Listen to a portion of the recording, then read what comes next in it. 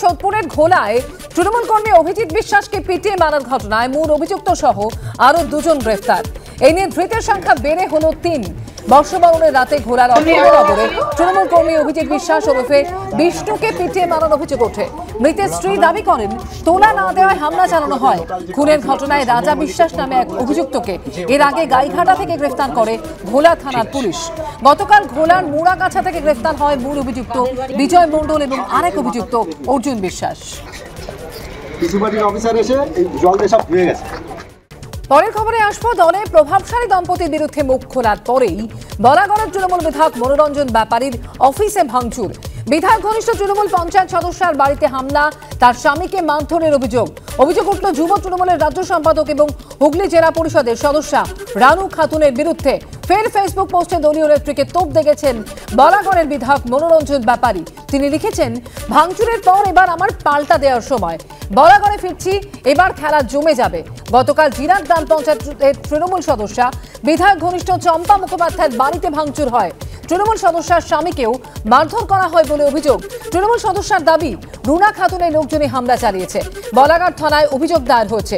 এই ঘটনায় ফের দলের হাতে খুন হয়ে যাওয়ার আশঙ্কা প্রকাশ করেছেন বলাগড়ের বিধায়ক।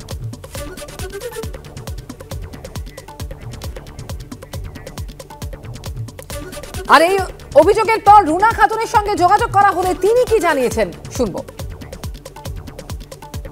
আমার এই বিধায়ককে নিয়ে কিছু বলতেই রুচিতে পারছে, বারবার দলকে মেলাইন করছে। ওনার যদি কিছু বলার থাকে, করার থাকে, উনি কেন এফআইআর করছেন না, আইনের দ্বারস্থ হচ্ছেন না? তার মানে ওনার সদিচ্ছা নেই। উনি ব্যক্তিগতভাবে রুনা খাতুনকে আক্রমণ করছেন, তাই ফেসবুকে লিখছেন, তাই মেলাইন করছেন। সদিচ্ছা ওনার নেই। গতকালই আপনাদের দেখিয়েছিলাম যে মনোরঞ্জন ব্যাপারী তিনি দলেরই নেতা নেত্রীর বিরুদ্ধে বিস্ফোরক অভিযোগ করেছিলেন, আর তাদের বিরুদ্ধে মুখ খোলার পরেই এবার তার অফিসে ভাঙচুরের ঘটনা ঘটল। বিধায়ক ঘনিষ্ঠ তৃণমূল পঞ্চায়েত সদস্যার বাড়িতে হামলা এবং তার স্বামীকে মারধরের অভিযোগ উঠছে যুব তৃণমূলের রাজ্য সম্পাদক এবং হুগলি জেলা পরিষদের সদস্যা রুনা খাতুনের বিরুদ্ধে। আর ফের ফেসবুক পোস্টে দলীয় নেত্রীকে এই নিয়ে তোপ দেখেছেন বলাগড়ের তৃণমূল বিধায়ক মনোরঞ্জন ব্যাপারী, যেখানে তিনি লিখেছেন, ভাঙচুরের পর এবার আমার পাল্টা দেওয়ার সময়, বলাগড়ে ফিরছি, এবার খেলা জমে যাবে। গতকাল জিরাট গ্রাম পঞ্চায়েতের তৃণমূল সদস্যা বিধায়ক ঘনিষ্ঠ চম্পা মুখোপাধ্যায়ের বাড়িতে ভাঙচুর হয়। তৃণমূল সদস্যার স্বামীকেও মারধর করা হয়েছে বলে অভিযোগ। তৃণমূল সদস্যার দাবি, রুনা খাতুনের লোকজনই হামলা চালিয়েছে। বলাগড় থানায় অভিযোগ দায়ের হয়েছে। এই ঘটনায় ফের দলের হাতে খুন হয়ে যাওয়ার আশঙ্কা প্রকাশ করেছেন বলাগড়ের বিধায়ক। দীর্ঘ 6 মাস ধরে যে প্রাক্তন বিধায়ক অসীম মাঝি ইনি চেষ্টা চালাচ্ছেন যেন মনোরঞ্জন ব্যাপারী যাতে অফিস না করতে পারেন, এরকম একটা রেশারেশি দীর্ঘদিন ধরে চলছে। আনুমানিক রাত 11টার পর। কারা করেছে এটা? এমএলএ সাহেব তো নামই বলে দিয়েছেন কারা করেছে, আমার আবার নতুন করে নাম বলার। মনোরঞ্জন ব্যাপারী ঠিকই বলেছে, দলের একাংশ এর সঙ্গে জড়িত, একদম সঠিক কথাই। তৃণমূল কর্মীর লোক, দলের লোক কি করছে?